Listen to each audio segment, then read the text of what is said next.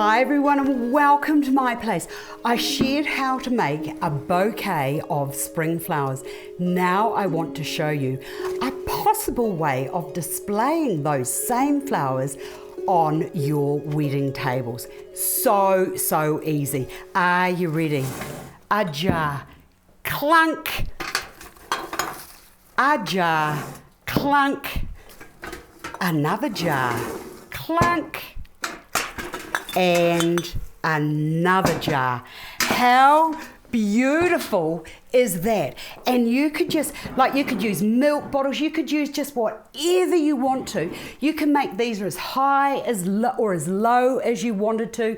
Little jars, small jars, tall jars, and get all of those flowers and then just put them into jars.